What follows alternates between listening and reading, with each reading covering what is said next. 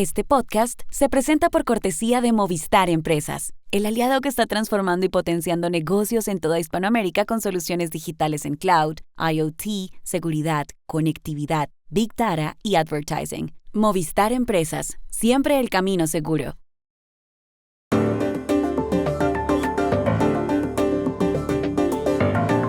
En Bolivia, los partidarios de Evo Morales bloquean carreteras en rechazo a un proceso judicial abierto contra el expresidente. ¿Hasta dónde llegarán las protestas? En México se espera hoy la condena en Nueva York contra el ex zar antidroga Genaro García Luna. ¿Qué se puede concluir de este caso? En España siguen las revelaciones sobre Víctor de Aldama, un contratista del gobierno ahora en prisión. ¿Quién es exactamente este empresario? Hola, bienvenidos a Y esto no es todo, el podcast del Georgetown Americas Institute de la Universidad de Georgetown en Washington, D.C. Soy Juan Carlos Iragorri, desde Madrid. Soy Paz Rodríguez Niel, desde Buenos Aires. Soy Jorge Espinosa y estoy en Bogotá. Es miércoles 16 de octubre y esto es todo lo que usted debería saber hoy.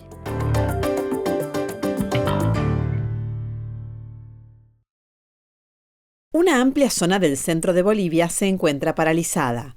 Todo empezó el lunes, cuando miles de partidarios de Evo Morales decidieron bloquear las carreteras de la provincia del Chapare. Se trata de una protesta por el proceso judicial que por estupro se le sigue al expresidente. El proceso tiene que ver con el anuncio que hizo la semana pasada la fiscal de Tarija, en el sur del país, Sandra Gutiérrez, según el cual ha emitido una orden de arresto contra Morales, porque en 2016 él sostuvo presuntamente relaciones sexuales con una joven de 15 años. Morales era presidente en esa época, pues gobernó de 2006 a 2019. Por eso sus seguidores, que quieren llevarlo nuevamente al poder, han cortado las vías en el Chapare y en las otras provincias del departamento de Cochabamba. Esto dijo el líder sindical Pedro Yanque. Nuestro bloqueo es gradual. Hoy vamos a determinar 3 puntos de bloqueo a nivel nacional. Mañana, igual de la misma forma, hasta el día lunes se va a cerrar el país. Entonces, por eso queremos decirle a todos los hermanos y hermanas, abastecerse en estos días el tema de canasta familiar. El gobierno del presidente Luis Arce, antes socio político de Morales y hoy su adversario, ha reaccionado ante los cortes de las carreteras. Entre los funcionarios que se manifestaron en las últimas horas está el ministro de Economía, Marcelo Montenegro. Tenemos la preocupación de que estos bloqueos afecten a la economía popular, porque se dice que se trata de defender la economía de los más pobres. La radicalista dice que defiende siempre la economía del pueblo, pero estos bloqueos afectan más a la gente del pueblo.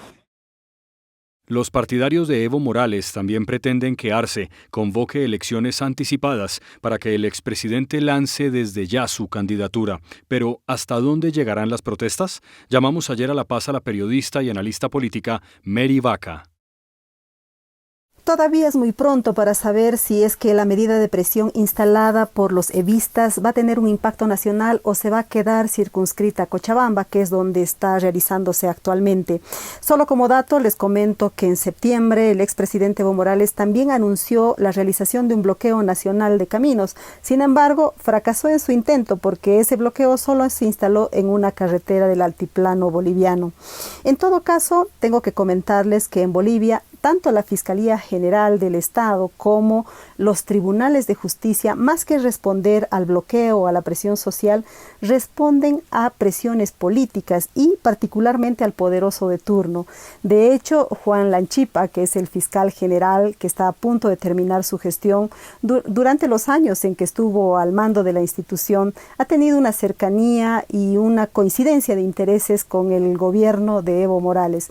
En cambio, la fiscal departamental de Tarija, que está a cargo del caso concreto de estupro contra Evo Morales, ella tiene una cercanía mayor con el gobierno de Luis Arce.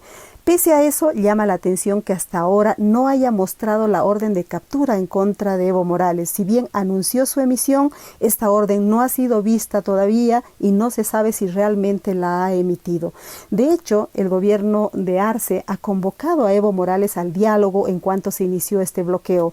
Si bien es un diálogo fracasado porque no se ha iniciado oficialmente, muestra un interés, o por lo menos nos da un dato en sentido de que el gobierno de Luis Arce no está dispuesto a irse con todo en contra de Evo Morales, al menos no todavía. Y en el caso de la candidatura, pues todavía creo que es un asunto de plazos más largos, no creo que se vaya a definir por efecto de un bloqueo. Es probable que el Tribunal Constitucional o el Tribunal Supremo Electoral tengan una última palabra antes de las elecciones que se prevé serán en agosto del próximo año. Y en ese caso, en esas instituciones, es decir, en el Tribunal Constitucional y en el Tribunal Supremo Electoral, también se jugará el poder tanto del evismo como del arcismo y habrá que ver cuál de los dos tiene más fuerza para que se tome la decisión de la candidatura.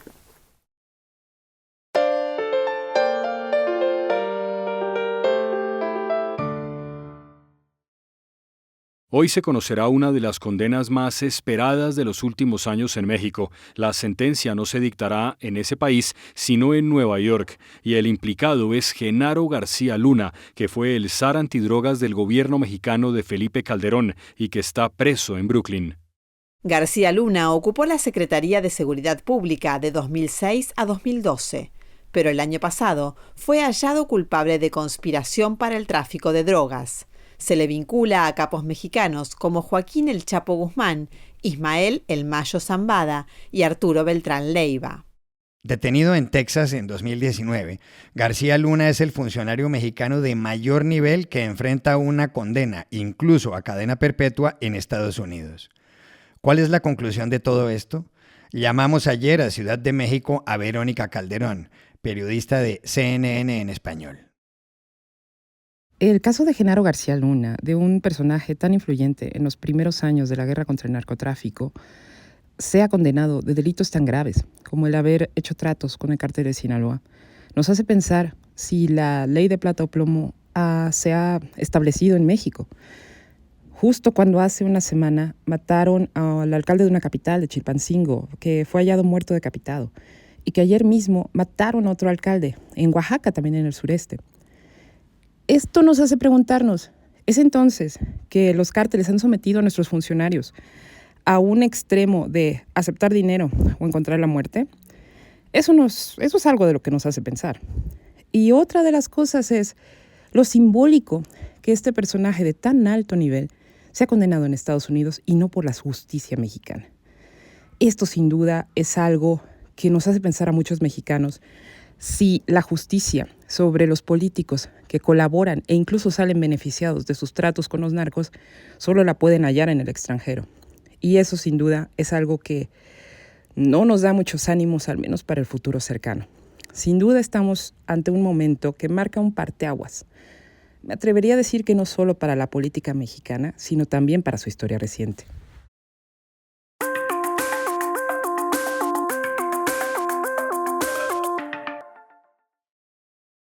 Este podcast se presenta gracias al programa de apoyo al periodismo independiente del Grupo Bancolombia, porque una sociedad mejor informada está más protegida. En España, algunos medios de comunicación han mencionado repetidamente en estos días el nombre de Víctor de Aldama. Este empresario fue detenido el pasado 6 de octubre por un fraude a la hacienda pública superior a los 180 millones de euros. No es el único caso por el que se le conoce.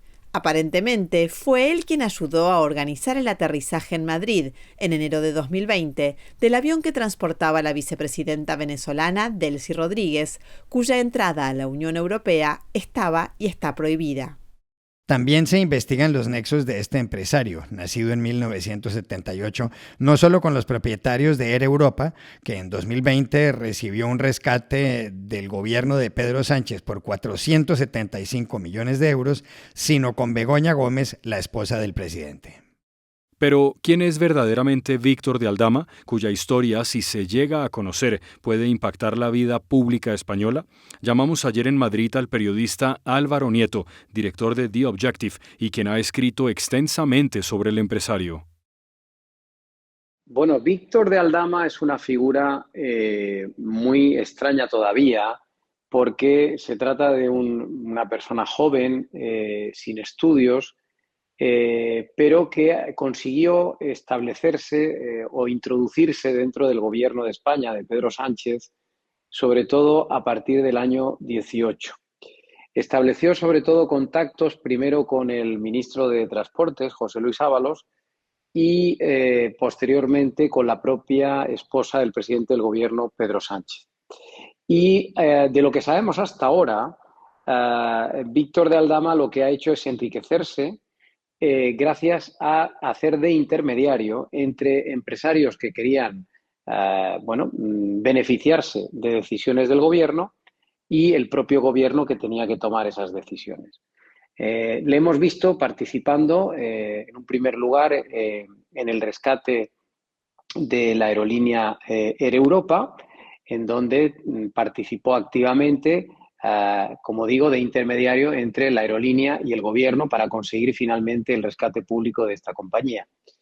Le hemos visto también hacer gestiones para esta misma empresa en relación a una deuda que tenían pendiente de pago en Venezuela. Y el propio Víctor de Aldama fue al aeropuerto y organizó la visita de Delcy Rodríguez supuestamente con ese objetivo. También le hemos visto relacionado con los escándalos de compraventa de mascarillas durante la pandemia, porque él fue el que al final consiguió que unos contratos muy cuantiosos pues le fueran entregados a una empresa fantasma que al final pues se llevó el dinero sin prácticamente entregar el material sanitario. Y le hemos visto también en el último de los casos, que es el que le ha llevado a prisión, relacionado con una trama de hidrocarburos en donde una serie de empresarios pues consiguió una licencia para explotar hidrocarburos en España con la que han obtenido unos réditos de unos 180 millones de euros. ¿Es Víctor de Aldama el cabecilla de toda la trama? Yo creo que no. Yo creo que aquí hay un cabecilla por encima de Víctor de Aldama, que es José Luis Ábalos, el ministro de Transportes, que, como acaba de señalar la Guardia Civil y la Policía, era perfectamente conocedor de todos estos tejemanejes. Lo que pasa es que parece que puede no acabar ahí la altura de la trama, porque, como dije antes, Víctor de Aldama está demostrado que tenía una relación muy estrecha con la esposa del presidente del gobierno durante la época en la que hizo negocios con el gobierno. Por tanto, creo que hay que seguir investigando y habrá que seguir estando atentos al futuro por lo que pueda pasar.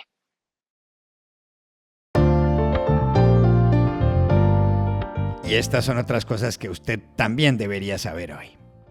Estados Unidos le ha advertido a Israel que si en los próximos 30 días no permite la llegada a la Franja de Gaza de ayuda humanitaria, suspenderá el envío de apoyo militar al ejército israelí. Así consta en una carta conocida ayer, enviada el domingo por los secretarios de Defensa y de Estado, Lloyd Austin y Anthony Blinken. Según las autoridades de Gaza, Israel ha matado a más de 40.000 personas en la franja, en su mayoría civiles. La presidenta de México, Claudia Sheinbaum, fijó ayer la política de su gobierno con respecto a la crisis política en Venezuela tras las elecciones del 28 de julio. A partir de ahora nosotros nos vamos a mantener ya, digamos, imparciales ante esto. El régimen venezolano asegura que en los comicios resultó ganador el presidente Nicolás Maduro, pero la oposición y numerosos gobiernos sostienen que el vencedor fue Edmundo González Urrutia. Y a propósito de Venezuela, la Misión Internacional Independiente de la ONU publicó ayer un informe según el cual hay mérito para acusar al régimen de Maduro de delitos de lesa humanidad cometidos en la época de las elecciones. Por otro lado, el presidente destituyó súbitamente a los jefes de servicios de inteligencia como el SEBIN. Maduro afirmó además que la líder opositora María Corina Machado salió del país. Y aquí termina, y esto no es todo, donde siempre habrá más. En la producción estuvo John F. Burnett. Y pueden suscribirse a este podcast en nuestro sitio web, y esto no es todo.georgetown.edu.